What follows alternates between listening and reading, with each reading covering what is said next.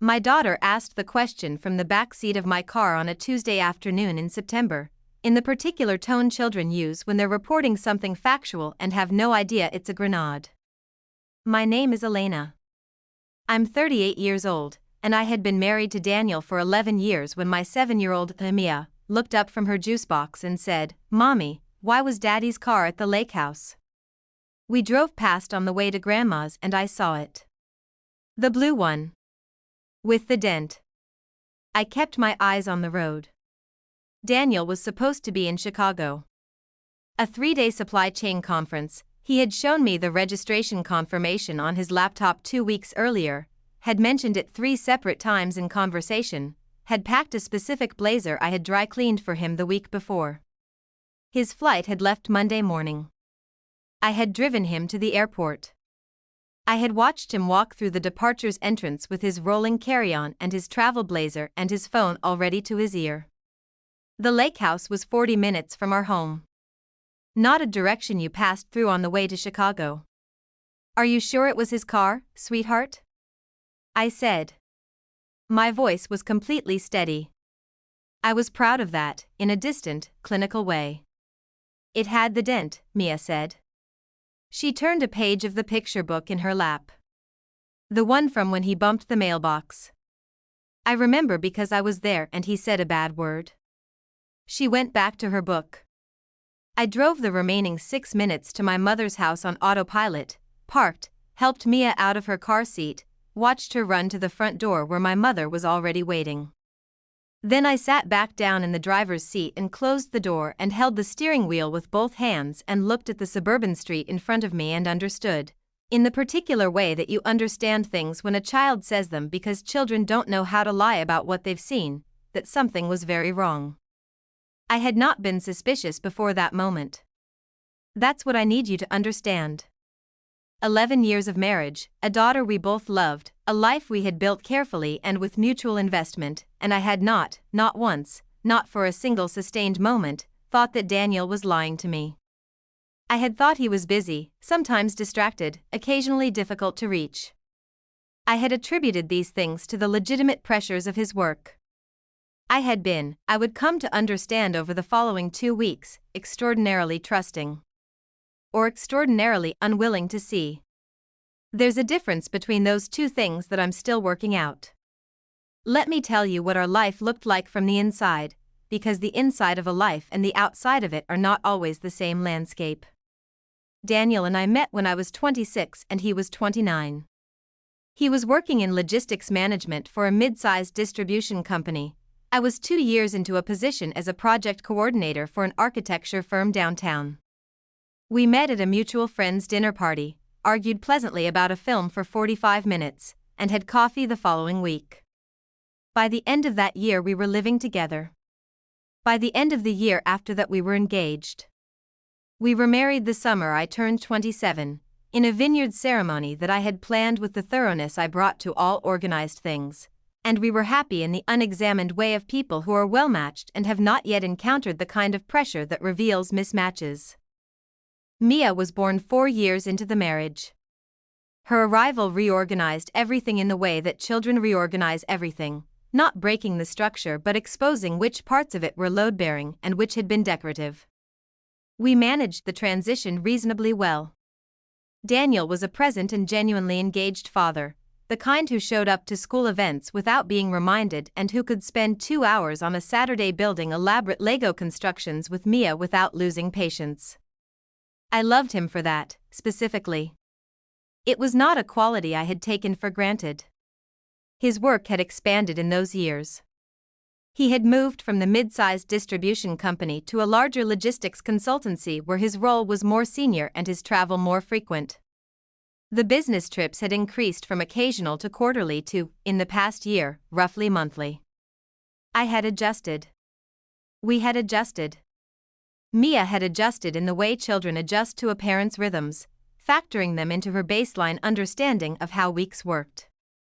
The lake house was something we had bought 3 years earlier, a decision that had felt, at the time, like the kind of impulsive joy that solid financial situations allow.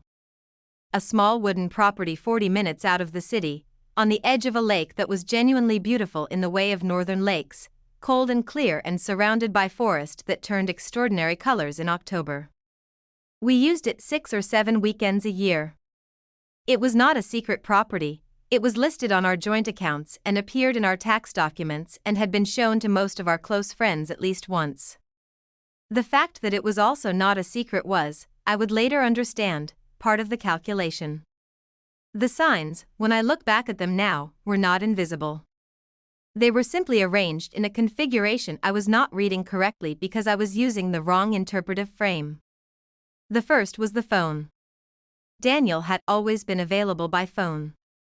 Not obsessively, he had a healthy relationship with his devices, put them away at dinner, responded to my messages within a normal time window. But in the preceding 6 months or so, there had been a subtle shift. Not dramatic enough to notice in any single instance.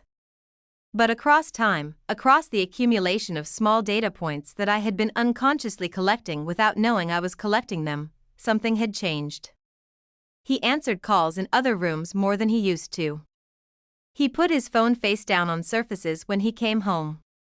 Once, when I reached across the table to move his phone out of the path of a spilling drink, he reached for it quickly, faster than the situation required, before relaxing and saying something about a client confidentiality situation that meant he was trying to keep certain communications private. I had believed that. Completely, without examination. Looking back now, I can see the moment for what it was. The first time he had to explain something and the explanation was built for a specific contingency rather than arising naturally from the situation. Built explanations have a particular texture, smooth in a way that organic truth isn't, too tailored to the question. I registered the texture and filed it under work stress and moved on. The second sign was the lake house calendar. We kept a shared calendar for the property, bookings, maintenance visits, the occasional rental to friends who used it in exchange for a contribution to the running costs. In July, I noticed 2 weekend blocks that I didn't remember discussing. I mentioned it to Daniel and he said he'd been thinking about going up with some colleagues from the consultancy, an informal retreat, people from his team, he'd meant to mention it. I said that was fine. He seemed briefly relieved in a way I now understood differently, but at the time read as the normal relief of someone who had forgotten to communicate something and was glad it was received well. I didn't go to the lake house those weekends. I had Mia, and plans that didn't include a drive north, and no particular reason to check what was happening at a property my husband had every right to use. The third sign was the most obvious, and therefore the one I found the most difficult to absorb later. In August, approximately 3 weeks before the Tuesday in the car with Mia, Daniel's colleague Marcus, a man I had met at company events and liked in the way I liked most of Daniel's professional contacts, generally, without depth, had called the house landline, which we kept for reasons of inertia. I answered because I happened to be nearest to it. Marcus asked for Daniel. I said he was in the shower. Marcus said he was trying to confirm some travel arrangements for the Chicago conference in September. The logistics conference? I said. Right, yeah. Making sure Dan's still confirmed for the registration. I'll tell him you called, I said. I told Daniel. He thanked me and called Marcus back, and I heard him say, from the kitchen where I was making dinner, yes, I'll be there, stop worrying. The conversation lasted 2 minutes. I made the dinner. If I had thought about it, if I had been paying the kind of attention that is, in retrospect, so obviously warranted, I would have noticed that Marcus's call was about confirming Daniel's attendance, not coordinating it. That his tone was the slightly anxious tone of someone managing a situation that required managing. That the call to the landline, rather than Daniel's mobile, suggested either an inability to reach the mobile or a deliberate routing around it. I did not think about it. I was making pasta and listening to the radio and Mia was in the living room doing something with crayons and it was an ordinary Tuesday evening in August and I had absolutely no frame within which the sentence "your husband is lying to you" could be assembled from the available information. That sentence assembled itself 6 weeks later in the back seat of my car, delivered by a 7-year-old with a juice box and an excellent memory for automotive dents. The drive home from my mother's house that evening, after leaving Mia there for the night, telling my mother I needed to deal with something work-related, was the longest 40 minutes I can remember. I drove to the lake house. I didn't know what I expected to find. Some part of me was still hoping for an explanation that would reconfigure everything, that Daniel had decided to drive out between flights, that there was a maintenance issue he'd gone to handle, that the car with the dent was someone else's car in Mia's memory, reliable as it was, had made a 7-year-old's error. The property was dark when I arrived. The blue car with the dent was not in the driveway. It had not been there long enough to leave tire tracks in the soft earth, or the tire tracks had been erased by the rain that had come through that afternoon. The house was locked. There was nothing visibly different from every other time I had arrived here, nothing that announced that anything had happened. I stood in the driveway for a long time. Then I drove home and did something I had never done before in 11 years of marriage. I opened my husband's email. I want to be honest about the email. It felt like a violation, and I knew it felt like a violation even as I was doing it, and I did it anyway. I sat down at the desk in our home office, on Daniel's computer, which I knew the password to because we had never operated our home technology with secrecy, and I opened his email client and I sat there for approximately 30 seconds before I typed the first search term. Lake House. 47 results. I read for 2 hours. The picture that emerged was not the catastrophic clear narrative of Discovery films. It was more fragmented than that, pieces of a story told in logistics and scheduling, in the particular coded language of people who are being careful. There were emails from a woman named Sophie, a name that appeared first in a thread about a consultancy project and then, over months, in contexts that were increasingly personal and register without ever being explicit. She was, it appeared, a professional contact who had become something else.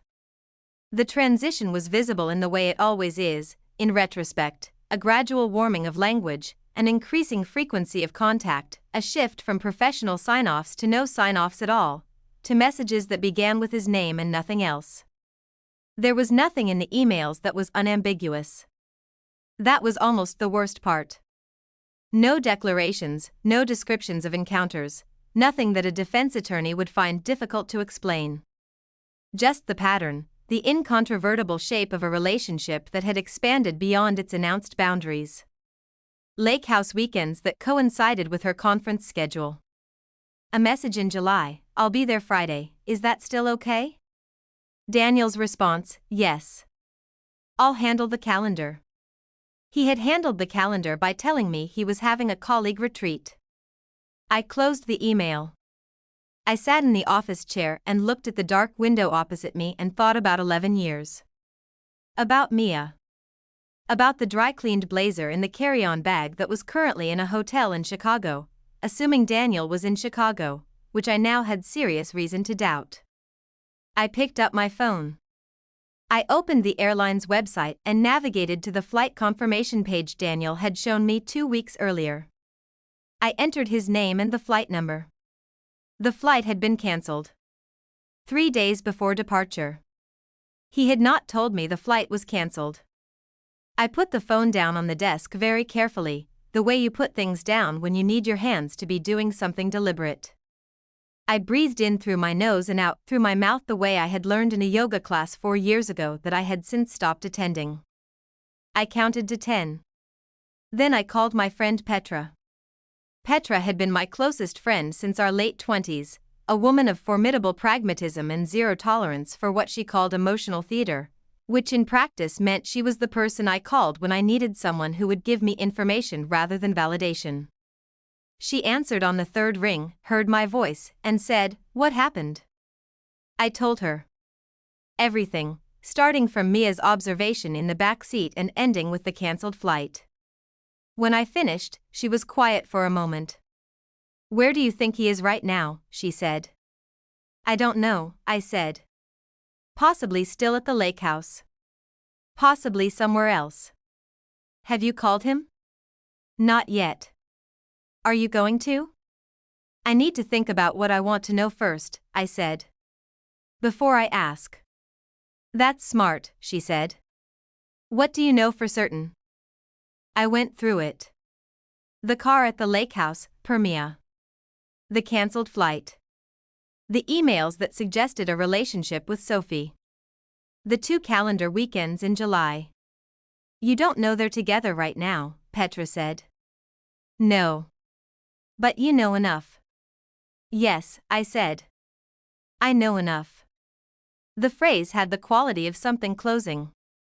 Not slamming, closing. The particular sound of a door that you have been standing at for some time and have finally decided to walk through, regardless of what's on the other side. I did not call Daniel that night. I needed to be certain of what I was facing before I faced it, because the conversation I was going to have with my husband was one I could only have once, and I intended to have it with full information and a clear mind and the specific calm of a person who has already processed enough of the shock that they can function inside the truth. I went to bed at 11. I lay in the dark for 2 hours before sleeping. In the morning, I called a lawyer. Her name was Diane Marsh, and she had been recommended to me by a colleague 3 years earlier in a context that had felt, at the time, irrelevant. My colleague had been navigating a divorce, and I had stored the name with the mental notation not applicable to me that I now recognized as another form of the interpretive failures I had been making. I left a voicemail and she called back within the hour. I need to understand my situation, I said. Before I have a conversation I can't take back. She asked the right questions. I answered them. At the end she said, come in this week. Don't make any financial moves, don't have the confrontation, and don't let him know what you know yet. I know, I said. I know you know, she said. I'm saying it anyway. I spent the next 4 days in a particular form of suspension that I don't have a good word for, living my ordinary life, doing ordinary things, making Mia's breakfast and attending my work meetings and speaking to Daniel on the phone with the performance of normalcy that I found both easier and more terrible than I had expected. He called on Tuesday and Wednesday evenings, from what he described as the conference hotel, and his voice had the particular texture of someone maintaining a performance they were practiced at. I noticed the texture now, where I had not noticed it before. It was the same smooth, built quality as the client confidentiality explanation about his phone. He said he missed us. He said he missed Mia. He asked how her school week was going.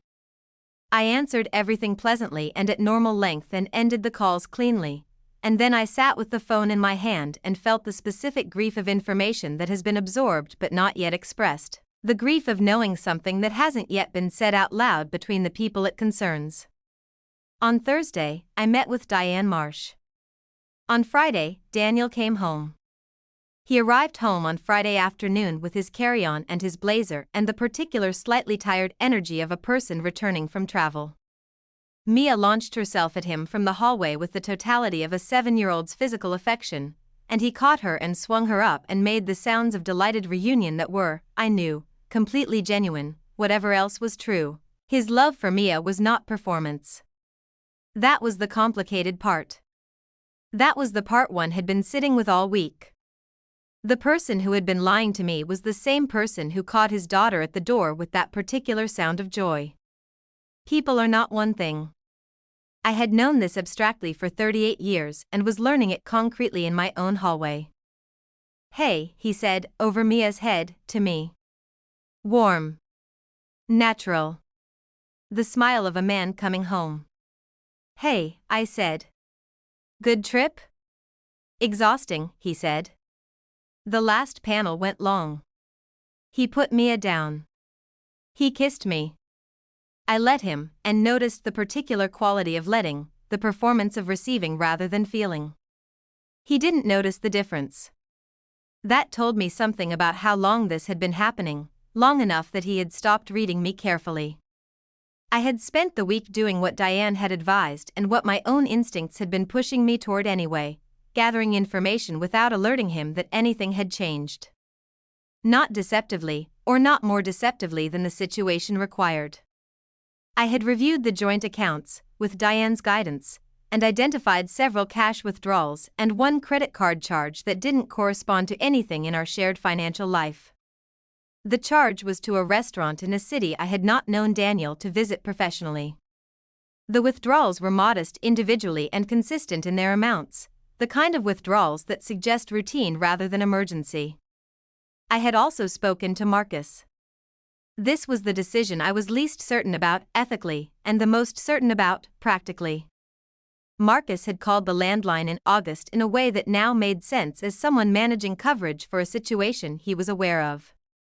I called him on his mobile on Wednesday afternoon from my car, parked outside my office building. He answered on the second ring. "Elena," he said. The pause that followed was very brief and very significant. "Hi, Marcus," I said. "I wanted to ask you something directly, and I'm hoping you'll answer me the same way." Another brief pause. "Okay. Was Daniel at the Chicago conference?" A longer pause this time. The quality of it was different, not the pause of someone deciding whether to lie, but the pause of someone who has been waiting for this call and is deciding whether to be relieved or sorry that it has come. "Elena," he began. "Marcus. Was he there?" "He registered," Marcus said. "He was supposed to be there." No. He wasn't there. He cancelled the day before." The confirmation landed without surprise. I had been certain enough that confirmation was almost anticlimactic. "Did you know where he was?" A pause that told me the answer before he gave it. "Not specifically. I knew he wasn't at the conference." He stopped. "I'm sorry, Elena. I didn't know how to." "You don't have to explain," I said. "Thank you for being honest." I ended the call and sat in the car for a while. The afternoon was gray, the kind of gray that doesn't threaten rain but simply declines to offer light, and I looked at the street outside and thought about what it meant to have a friend's husband cover for a lie and whether Marcus had understood, at the time he was doing it, that he was participating in something that would eventually arrive at exactly this conversation. Probably. People usually understand more than they admit to understanding. I went back inside and worked for the rest of the afternoon with the focused efficiency of someone who has decided what happens next and is waiting for the right moment. The right moment was Saturday morning. Mia had a Saturday morning gymnastics class that Daniel usually took her to. It was a routine established long enough ago to have become structural to our weekend. At 8:15 he loaded her into the car and I waved from the front door and watched them pull out of the driveway, and then I went inside and called Petra. "He's gone for 90 minutes, I said. "Are you ready?" "Yes." "Do you want me to come over?" I thought about it. "After," I said. "Not during. Call me when it's done." I sat at the kitchen table for the 90 minutes with a cup of coffee I didn't drink and the particular quality of waiting that is not anxious but simply alert, a person at the starting line, not dreading the race but ready for it to begin. Daniel and Mia came home at 9:50. Mia was still in her leotard and talked continuously about a new move her coach had taught her, a specific kind of cartwheel that required a particular arm position, and she demonstrated it in the hallway twice and then went upstairs to change. Daniel was pouring coffee when I said, "Can you sit down? I need to talk to you." He turned. He looked at my face. And I saw it, the very precise moment when he understood that this was not an ordinary request, that the conversation beginning now was not one he would be able to manage. "Sure," he said.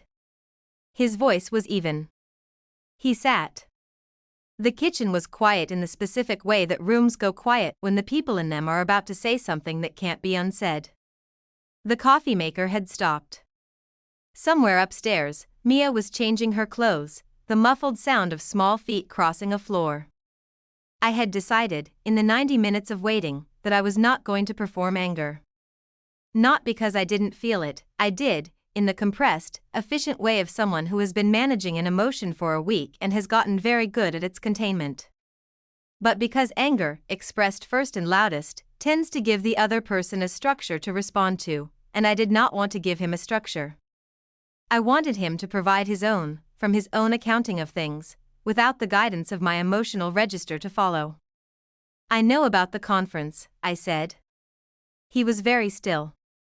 I know the flight was cancelled and you didn't tell me. I know you weren't in Chicago. I kept my voice level, the way I kept my voice level in difficult work meetings, the way I had learned to keep it in the week of suspension I had just lived through. I know about the lake house. And I know about Sophie. Something moved through his face that I hadn't seen before, not guilt, exactly, which I had expected, but something more complicated. The particular expression of a person who has been maintaining a double structure for a long time and feels, in the moment of its collapse, both the expected dread and an unexpected, shameful relief. He said, "How long have you known?" "A week," I said. "Since Mia saw your car at the lake house." He closed his eyes briefly. Opened them. "She saw it. She recognized the dent from when you hit the mailbox," I said.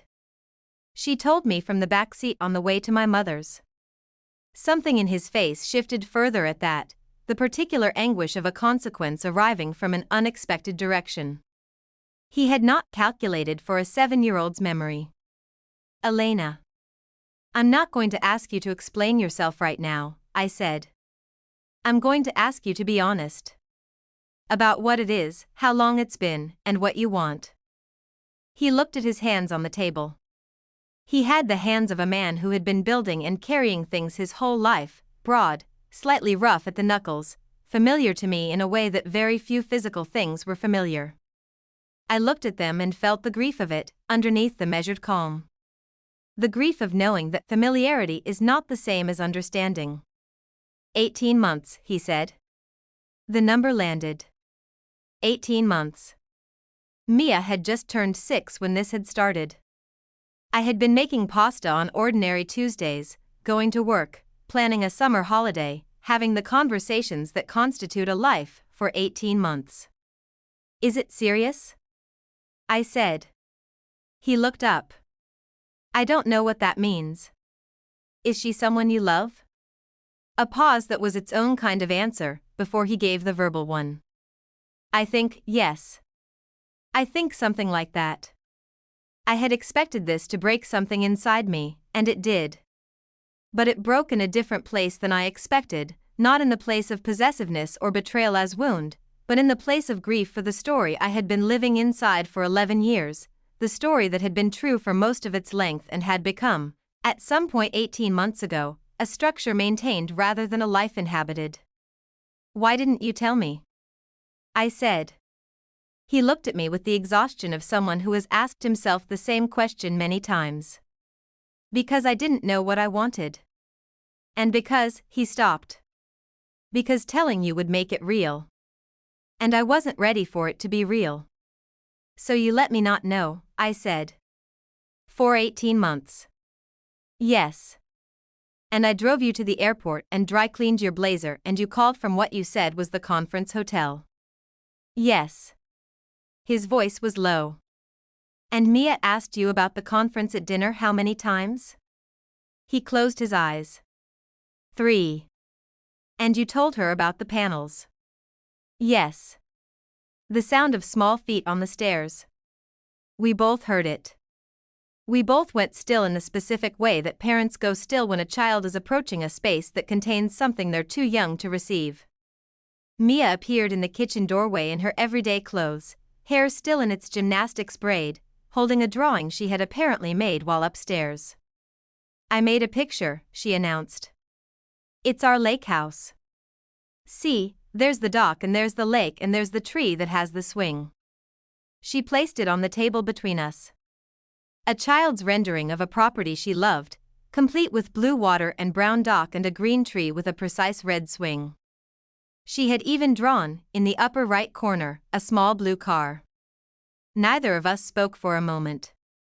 "It's beautiful, baby," I said. "I put Daddy's car because sometimes Daddy goes there," she said, with the matter-of-fact logic of children, and went to the refrigerator for a juice box. Daniel looked at the drawing. I watched him look at it. I watched something move through his face that was different from everything I had seen in this conversation. Not guilt, not relief, not the carefully managed contrition of a person in a confrontation. Something raw. The face of a man looking at evidence of a life he had been risking. Mia took her juice box back upstairs. We sat in the silence she left behind. "I'll go stay at my brother's," he said. "Yes," I said. "That's right." He looked at me. "Elena." "Not today," I said. "We have things to talk about, important things, and I want to talk about them properly. With clear heads and probably with help. But not today." I picked up the drawing Mia had left on the table. "Today you need to go." He went upstairs. I heard the sounds of packing, drawers, the closet, the particular sounds of a person removing themselves from a shared space. I sat at the kitchen table and held Mia's drawing and felt, with a clarity that was almost physical, the specific weight of what had just been put down. Not all of it. This was not the end of the carrying. There were months ahead that I could already sense, if not see, conversations and decisions and the long, unglamorous work of restructuring a life. Mia to consider, at the center of every decision. The financial architecture to navigate. My own grief to process in the way grief requires, slowly, without shortcut, with professional help I had already decided to seek. But the thing that had been pretending to be something else for 18 months had, in this kitchen, been allowed to be what it actually was. That was, at minimum, a beginning. He came downstairs with a bag.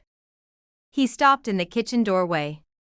He looked like someone who had just understood the full scope of a cost he had been paying in installments without calculating the total. "Can I say goodbye to Mia?" he said. "Of course," I said. "You're her father. That doesn't change." He went upstairs. I heard her voice, bright, unaware, talking about the drawing. I heard his voice, lower, the particular careful warmth he used with her when he was managing his own emotion. A few minutes later he came back down, eyes slightly bright, and went to the front door. "I'm sorry, Elena," he said. "I know that's not enough." "No," I said. "It isn't." He left. I sat in the kitchen until I heard his car pull out of the driveway. Then I picked up my phone and called Petra. "It's done," I said. She arrived within 20 minutes with 2 coffees from the good place on the corner and said nothing for a long time, just sat across from me at the kitchen table, which was the right thing to do. Mia came downstairs at some point and Petra played 3 rounds of a card game with her while I sat with my coffee, and the afternoon moved forward the way afternoons do, without asking permission, without ceremony, simply continuing. The months that followed were not linear. I want to say that clearly, because the narrative of recovery that people prefer, the clean arc from crisis to resolution, the straight line from hurt to healed, was not the shape of my actual experience.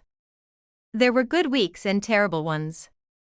There were mornings I woke up clear-headed and evenings I sat in the kitchen after Mia was asleep and felt the loss of 11 years with a physical intensity one had not anticipated. There were conversations with Daniel that were productive and civil and some that were neither.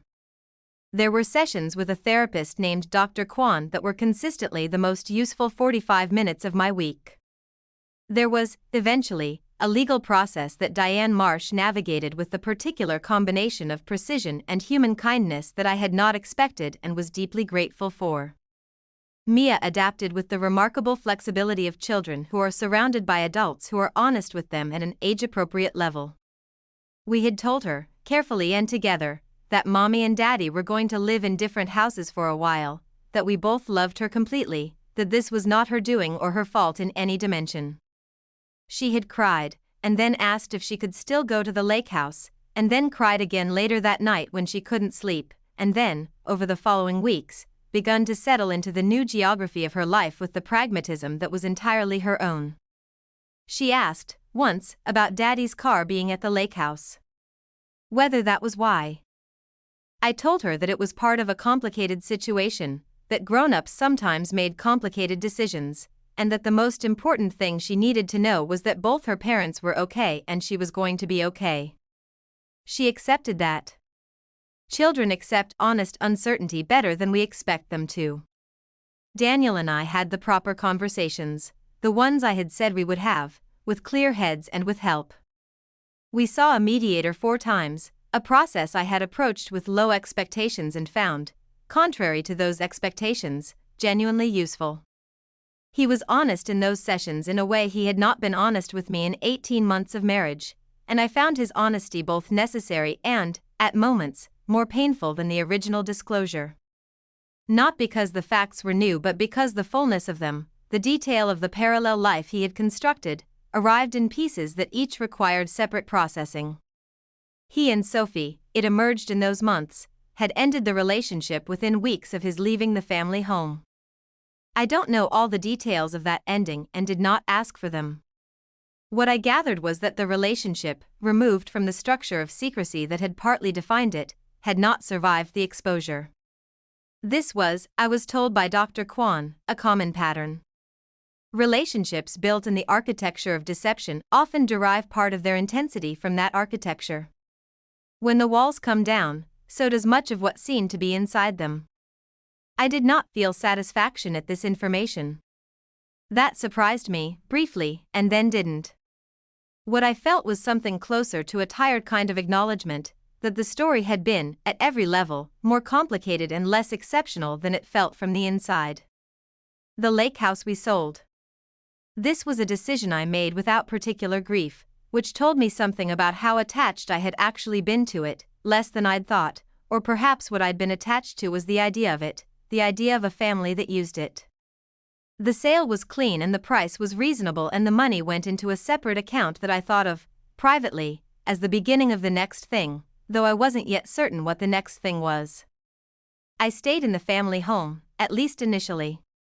This was partly about Mia's stability and partly about the particular stubbornness I had always had about not being the one to leave a space that was legitimately mine. I repainted the bedroom in a color I had always liked and Daniel had found too dark. I moved furniture into configurations that worked better for me. I bought plants, something I had always wanted to do and had never done because Daniel had a mild dislike of indoor plants that I had accommodated without particularly meaning to. The plants thrived. I found this disproportionately satisfying. Petra came for dinner most Friday evenings that first winter, and those evenings became the reliable structure of the week, not because the rest of the week was unmanageable, but because having a fixed point of genuine uncomplicated warmth made everything around it easier to navigate. She brought wine and occasionally food and always herself, unedited and direct, and I was grateful for her in the way you're grateful for things that don't require you to explain yourself. I saw my mother more than I had in years. She had her own particular response to what had happened, a combination of maternal anger on my behalf that I found touching and a carefully restrained "I told you so" that she almost entirely suppressed, for which I was also grateful. She came on weekends to be with Mia when I needed time for myself, and the time I used was not wasted. I ran. I went back to yoga. I read books that had nothing to do with anything useful. I sat with the reconstruction of my interior life the way you sit with any serious project, steadily, without rushing, accepting that the timeline was not mine to set. What I was less prepared for was the question of trust.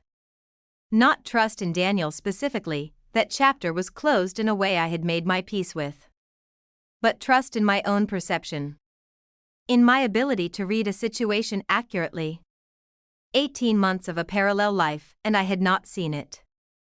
11 years of thinking I knew someone, and I had known the version he presented rather than the whole. That realization, that the map and the territory had diverged so significantly without my noticing, required a different kind of work than the grief of the ending. Dr. Kwan was patient with this. She helped me understand that the interpretive failures I was beating myself up for were not failures of intelligence but of framework. I had been operating inside a frame that didn't include the possibility of this specific deception, and frames filter the information that reaches us. The signs I had missed weren't invisible, they were present, they were real, they were available to me. But I had read them through a lens that converted threat signals into benign explanations, and the lens had been constructed from 11 years of reasonable evidence that the marriage was sound. You trusted the evidence you had, she said. The evidence changed. You updated. It took Mia to make me update, I said. Children don't carry the frames adults do, she said. She saw a car with a dent. She reported it. That's not naivety, that's clarity. I thought about that for a long time. I still think about it. There was a moment, about 8 months after everything, that I keep returning to. It was a Sunday morning in May, early enough that Mia was still asleep, and I was in the kitchen making coffee in the quiet that Sunday mornings have when children are still in bed and the city hasn't fully started. The kitchen was full of light, the particular light of a late spring morning that has warmth in it rather than just brightness. The plants were doing what plants do in good light. I was in my pajamas and I had not yet checked my phone and I had nowhere to be for several hours. I stood with the coffee and looked at the kitchen, my kitchen, reorganized in the configurations that worked for me, with the plants and the different light and the absence of the particular tension of a life maintained rather than lived, and felt something I would have described a year earlier as ordinary but which I now understood was not ordinary at all. Peace. Just the ordinary peace of a person who has arrived, after some difficulty, at a life that is genuinely theirs. Not perfect. Not resolved in every dimension, there were still difficult co-parenting conversations ahead and financial details still settling and the long project of trusting myself again that would take more time. But honest. Mine. Mia appeared in the doorway at some point, hair disordered from sleep, holding the stuffed rabbit she had been sleeping with since she was 3. She considered the room for a moment, then came and leaned against me in the unceremonious way of sleepy children. "Can we have pancakes?" she said. "Yes," I said. "With blueberries?" "Yes."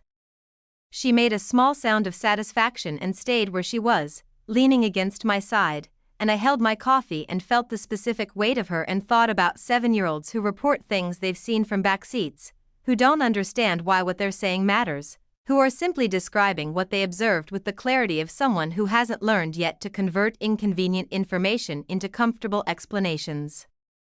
I thought about what I owed her, going forward, not the performance of a family that no longer existed, but a mother who was honest with herself. A mother whose perception could be trusted. A mother who had learned, from the precise specificity of a child's observation, the value of seeing things clearly. "Okay," I said. "Pancakes." She beamed and went to wash her hands without being asked. I put my coffee down and started making breakfast. The most disorienting thing about this story isn't the betrayal. People betray people, that's not new, not rare, not something that requires elaborate psychological excavation to understand. What's disorienting is the infrastructure of ordinary life that continued to function around the betrayal as though nothing had changed. Dinner made. School runs completed. Dry cleaning picked up. The surface perfectly maintained while the foundation had been shifting for 18 months.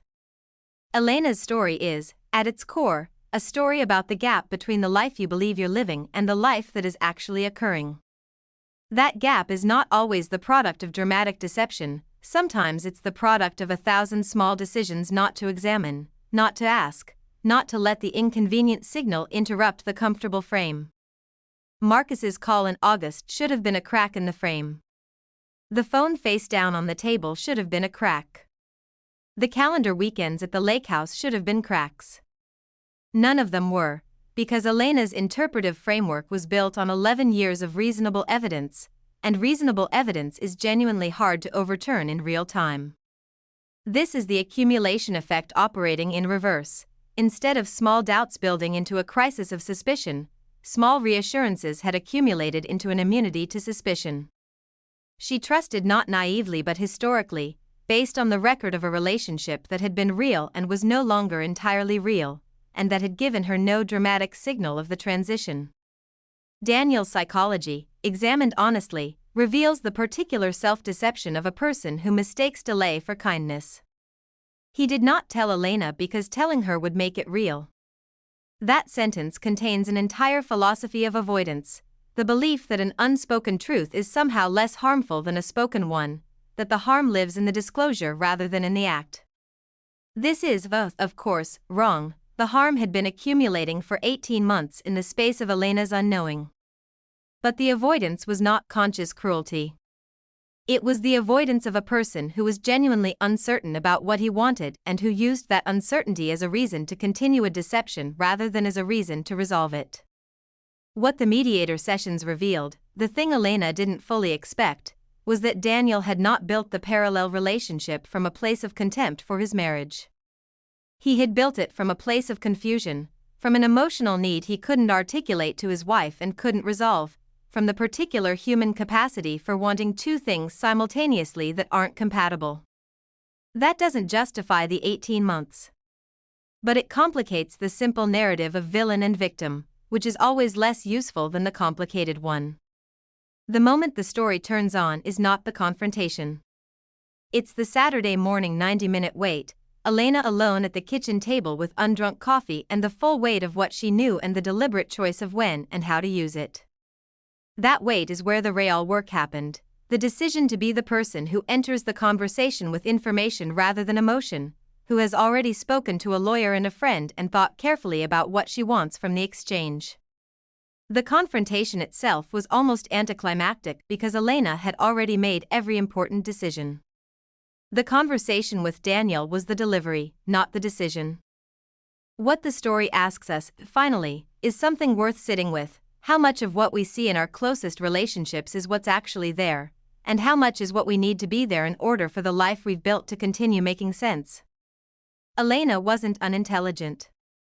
She wasn't passive. She was a woman who had organized her perceptions around a reasonable set of assumptions, and those assumptions had been quietly violated in a way that left no obvious trace.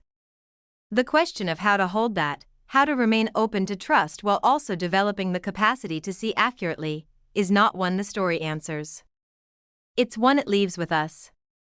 What I find myself thinking about, after sitting with this story for a while, is Mia's drawing. The lake house, the dock, the tree with the swing. And in the corner, her father's blue car, placed there not as evidence, not as accusation, just as part of the picture. Because that's where she had seen it, and so that's where it belonged. Children don't edit their observations to match the story they've been given. They just report what's there. There's something we lose as adults, some form of that directness, and the losing of it is so gradual we don't notice it happening. We learn to see what's comfortable. We learn to explain away the things that don't fit. We learn that some cracks are better left unexamined because looking at them directly costs too much. Until a 7-year-old draws a blue car in the corner of a picture. Maybe the lesson isn't to be suspicious. Maybe it's just to be present enough to see what's actually in front of us, and honest enough with ourselves to call it by its real name.